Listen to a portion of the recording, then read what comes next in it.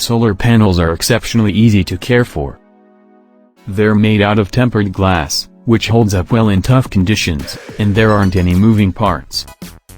If your solar panel system has batteries, they're also stationary, which keeps them from experiencing a lot of the wear and tear you'd find on something like a car battery. Outside of an occasional wash and a semi-annual battery inspection if you have batteries, you don't really have anything to worry about. 1. Cleaning your panels. Don't worry about cleaning if it rains regularly where you live. If it rains where you live every couple of weeks, you really don't need to clean your panels. The rainwater will be more than enough to knock any dirt, dust, or debris off of your solar panels. It's not recommended to use soap or detergent on your solar panels anyway, so it's usually unnecessary to get up there and scrub the panels manually. Spray the panels with a hose if they're a little dirty and there's a drought. If you live in the desert or it hasn't rained in a while, you may notice a layer of dust or dirt building up on your panels every month or so. When this happens, head outside and grab a garden hose. Use a nozzle attachment to spray water on your roof to rinse your panels off. Let them air dry when you're done. Knock snow off of the panels with a broom, squeegee, or leaf blower. If snow builds up on your panels and you have a roof access hatch, head up with a broom and knock the snow off from the hatch. If you have a flat roof, feel free to walk up there, but don't leave the hatch if you have a pitched roof. Alternatively, you can get a squeegee with an extension rod and wipe the panels from the ground. If the solar panels are on a one-story building, you can also use a leaf blower if the air reaches. Hire a professional cleaning crew to clean filthy panels on a pitched roof. If your panels get really dirty, you can't reach them with a hose, or gunk is building up and you have a pitched roof, hire a cleaning crew that specializes in solar panels to come out and clean them thoroughly. It isn't safe to get up on your roof on your own unless you really know what you're doing.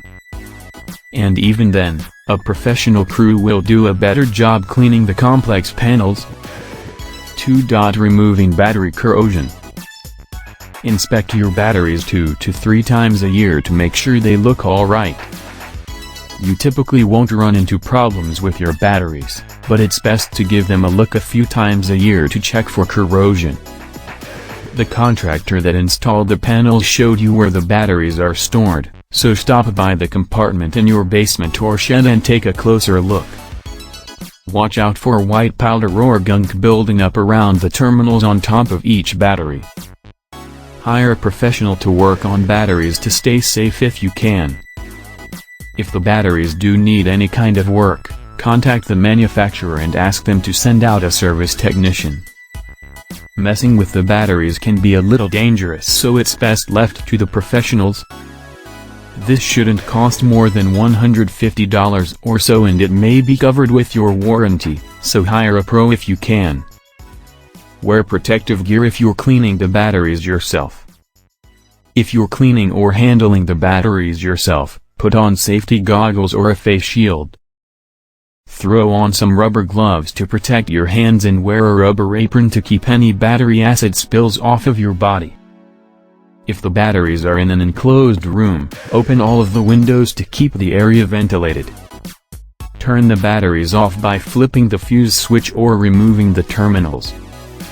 Most solar batteries have a fuse switch you can flip to cut the power. If you don't have a fuse switch, flip the cover on the negative terminal and remove that first before you take the positive terminal off.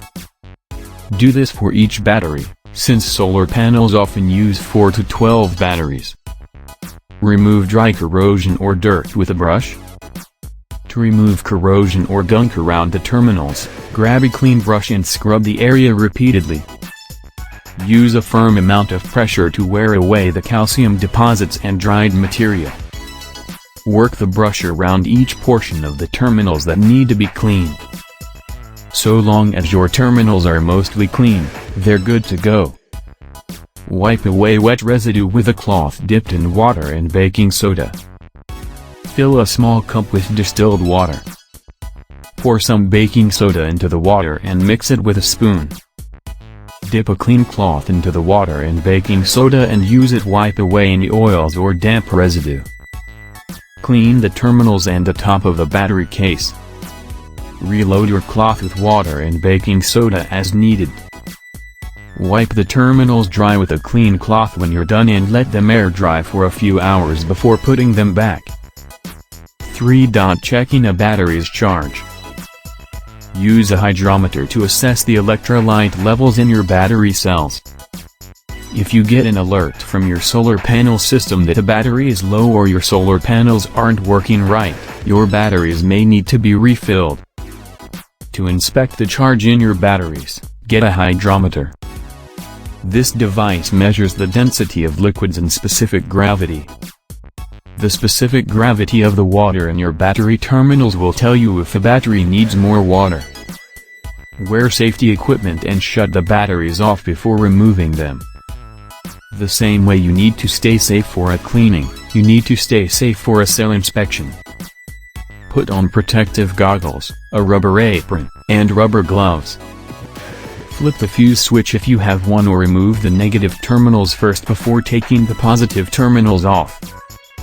Set each battery on a level surface before getting to work.